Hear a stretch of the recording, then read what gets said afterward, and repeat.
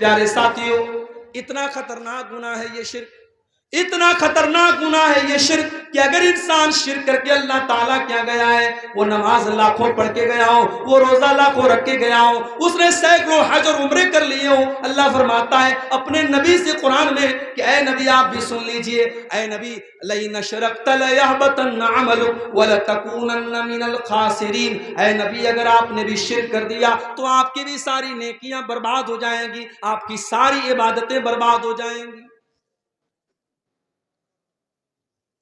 سورہ انعام میں اللہ تعالیٰ نے 18 نبیوں کا ذکر کیا، اور 18 نبیوں کا ذکر کرنے کے بعد اللہ نے فرمایا وَلَوْ أَشْرَكُوا لَحَبِطَ عَنْهُمْ مَا كَانُوا يَعْمَلُونَ، اگر ہمارے نبیوں نے بھی، ہمارے پیغمبروں نے بھی شرک کیا ہوتا، ان کی ساری نیکیاں برباد ہو گئی ہوتی۔ تو یہ پہلا عمل ہے میرے پیارے ساتھیوں جو جہنم میں لے کر کے جانے والا۔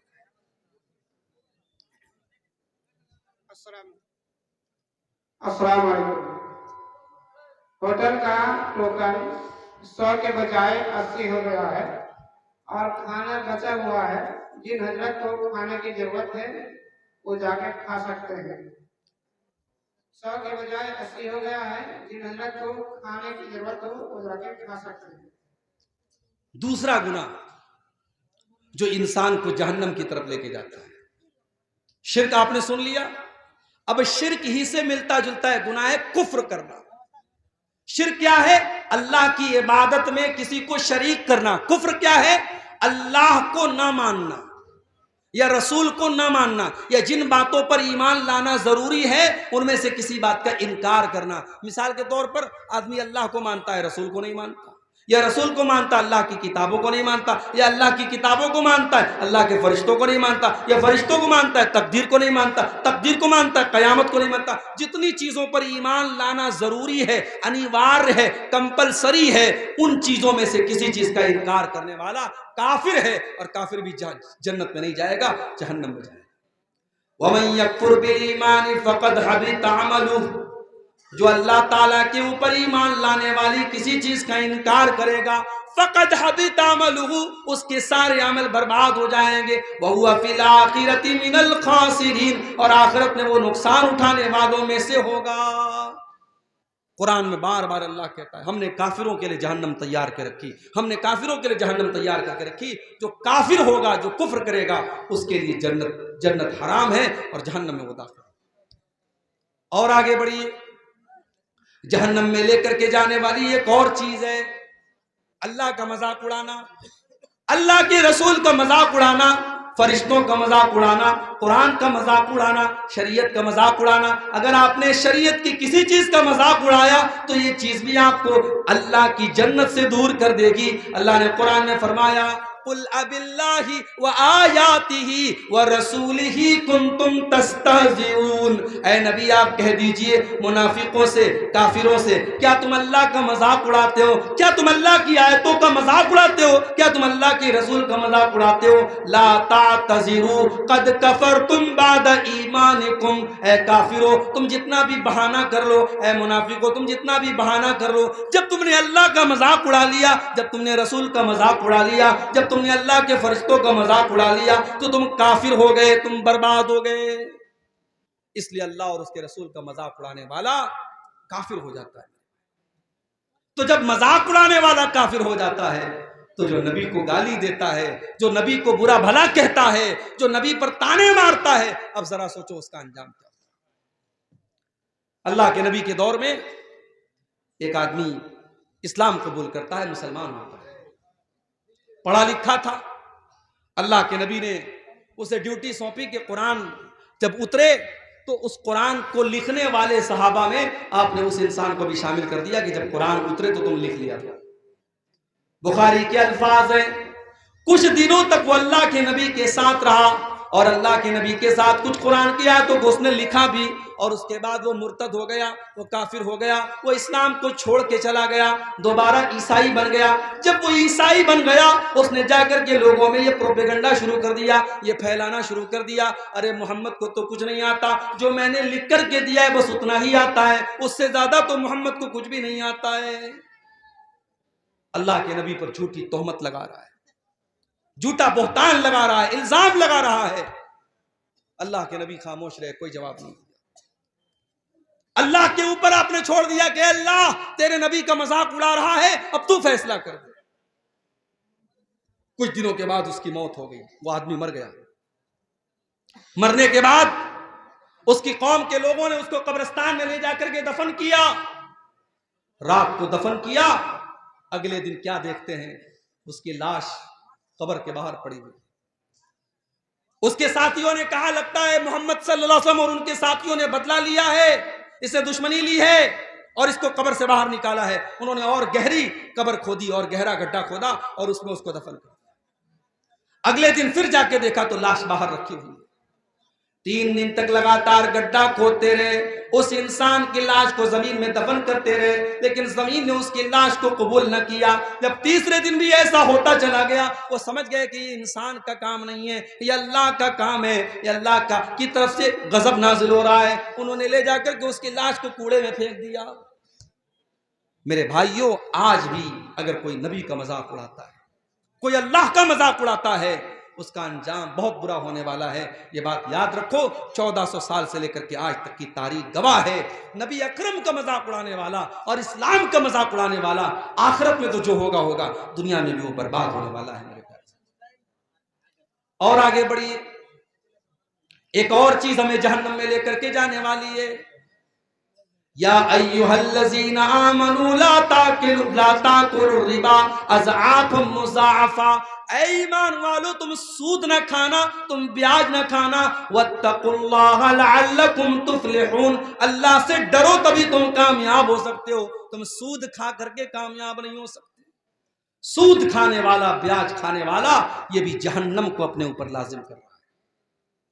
اللہ کے نبی نے صرف سود کھانے والے پر لعنت نہیں کی, آپ نے فرمایا لعن اللہ آکل الربا وموکلہ وکاتبہ وشاہدیہ. اللہ تعالیٰ کی لعنت ہو سود کھانے والے پر, سود کھلانے والے پر, سود لکھنے والے پر, سود کی گواہی دینے والے پر. اور آپ نے فرمایا سب برابر ہیں. اسی لیے علماء کہتے ہیں کہ بینک میں کوئی جاب کرنا صحیح نہیں ہے, کیونکہ بینک کا پورا کام سود پر ہوتا ہے.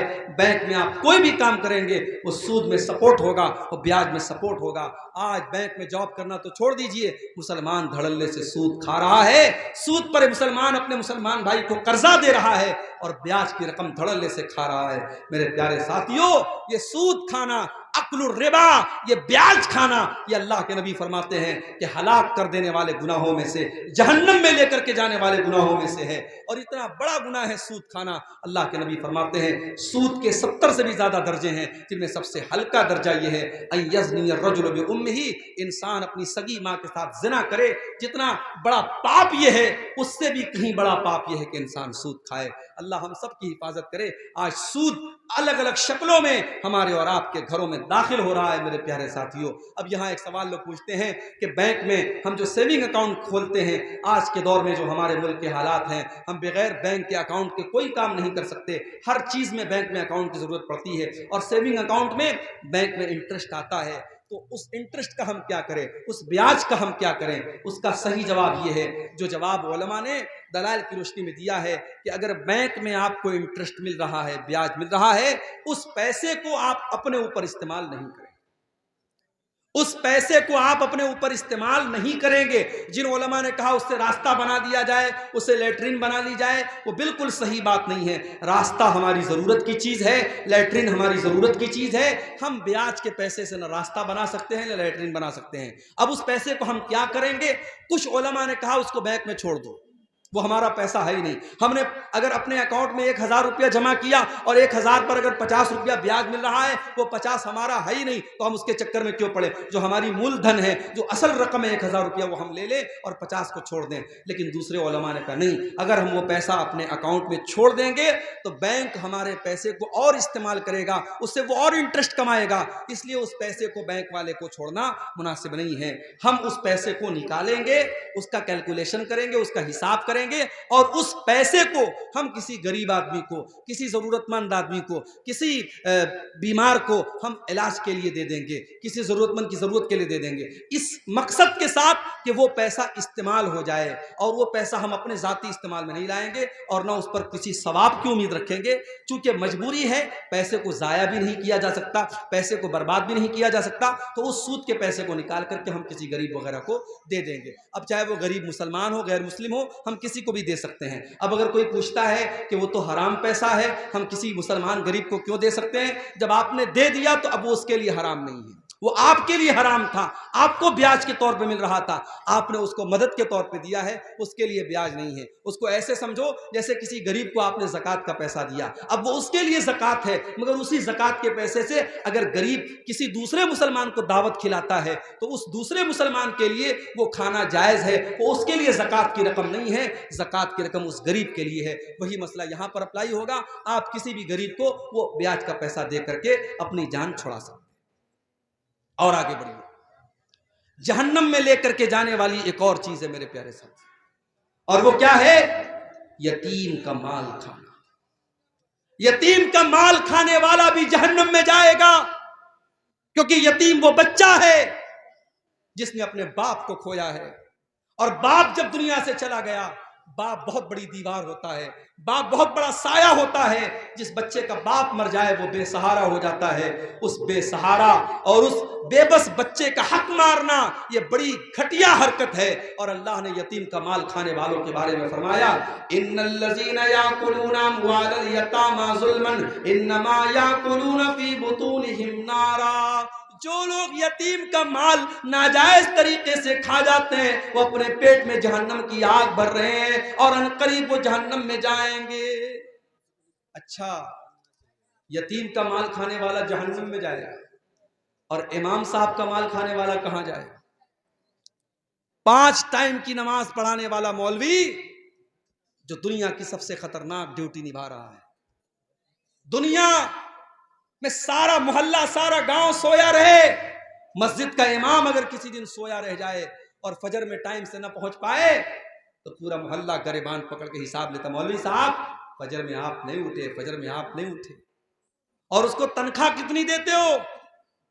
ابھی لیٹسٹ واقعہ ہوا ہے ہمارے اتر پردیش میں, کانپور میں ایک جگہ ہے, اس جگہ کا نام ہے پھپھوت. سنا ہوگا آپ نے, سوشل میڈیا پہ دیکھا ہوگا. مولوی صاحب بیچارے نوجوان آدمی, 5,000 روپیہ سیلری ان کو مل رہی تھی, پنکھے سے لٹک کر کے انہوں نے جان دے دی, سوسائڈ کر لیا. امام صاحب کا کمرہ کھولا گیا تو امام صاحب کی لاش ملتی ہے. یہ قوم صرف یتیموں کا مال نہیں کھا رہی ہے, یہ قوم اپنے اماموں اور اپنے مسجدوں کے اماموں اور حافظوں کا بھی خون چوس رہی ہے. میرے پیارے ساتھیوں, اس قوم کے پاس شادی میں اڑانے کے لیے لاکھوں ہیں, حرام راستوں پہ خرچ کرنے کے لیے کروڑوں ہیں, اور مسجدوں میں ڈھنگ کے امام رکھنے کے لیے اس کے پاس تنخواہ کے پیسے نہیں. جب امام صاحب نماز پڑھاتے ہیں تو یہ قوم کہتی ہے امام صاحب تھوڑا اور اچھی قرات کیجیے. امام تلاش کرتی ہے تو سوچتی ہے کہ امام عبد الرحمن السدیس کا اور امام سعود الشریم کی آواز والا ہم کو امام مل جائے, اور تنخواہ کیا دے گی؟ 5,000 روپے.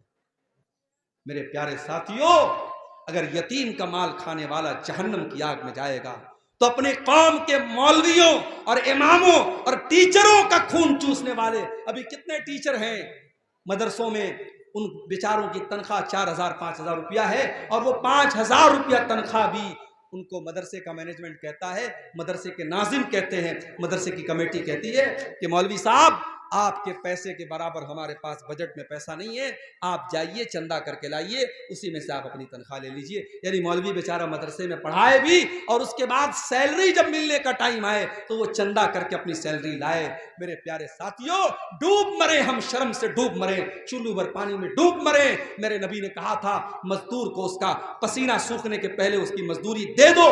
یا مولوی اور ٹیچر اور معلم مہینہ بھر پڑھاتا ہے, اس کے بعد اس کی تنخواہ کا پیسہ ہمارے پاس نہیں ہوتا ہے. اور آج حالات یہ ہیں, لاک ڈاؤن کے بعد کتنے مولویوں نے مسجدوں میں پڑھانا بند کر دیا, مدرسوں میں پڑھانا بند کر دیا. کیوں؟ مسجد کی کمیٹی نے کہا مولوی صاحب لاک ڈاؤن لگائے, اب ہمارے پاس تنخواہ دینے کے لیے پیسہ نہیں ہے. مسجد کے ذمہ داروں نے کہا, مدرسے کے ذمہ داروں نے کہا, وہ مولوی بیچارہ جو جس نے آج تک کبھی رکشہ نہیں چلایا، جس نے آج تک کبھی ٹالی نہیں چلائی، جس نے آج تک کبھی ٹوٹو نہیں چلایا، اس مولوی کے سارے روزی روٹی کے راستے بند ہو گئے۔ اس نے لاک ڈاؤن میں قرضے لے لے کر اور لوگوں سے بھیک مانگ مانگ کر اپنے بچوں کا پیٹ پالا، اور جب لاک ڈاؤن ختم ہوا اس نے طے کر لیا اب کسی کی غلامی نہیں کرنا ہے، اب مسجد کی امامت نہیں کرنا ہے، اب مدرسے میں ٹیچر نہیں بننا ہے۔ اب آج وہ جا کے بزنس کر رہا ہے اور مزدوری کر رہا ہے، لیکن اس کا کہنا ہے کہ میں یہ غلامی نہیں کروں گا، میں مسجد میں امامت نہیں کراؤں گا۔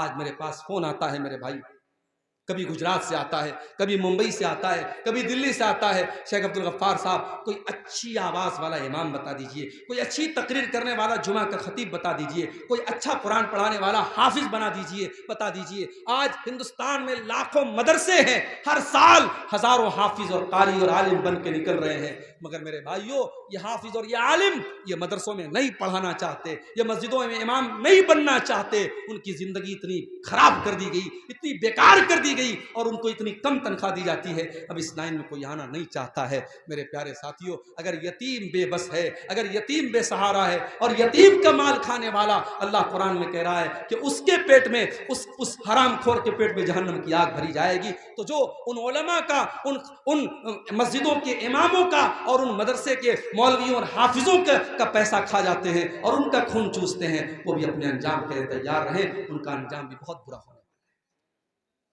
اور آگے بڑھیے، ایک اور چیز ہے جو جہنم میں لے کر کے جاتی ہے، وَلَا تَقْرَبُوا الزِّنَا، زنا کے قریب نہ جانا، بدکاری کے قریب نہ جانا۔ تم جب جوان ہو گئے، بالغ ہو گئے، ہم نے شادی کا سسٹم رکھا، ہم نے نکاح کا سسٹم رکھا، تم نے نکاح کیوں نہ کر لیا، تم نے شادی کیوں نہ کر لی، تم نے زنا کیوں کیا، تم نے ناجائز طریقے سے سنبندھ کیوں بنایا، تم نے ناجائز طریقے سے اپنی خواہشات کو پورا کیوں کیا۔ وَلَا تَقْرَبُوا الزِّنَا، زنا کے قریب نہ جانا، إِنَّهُ كَانَ فَاحِشَةً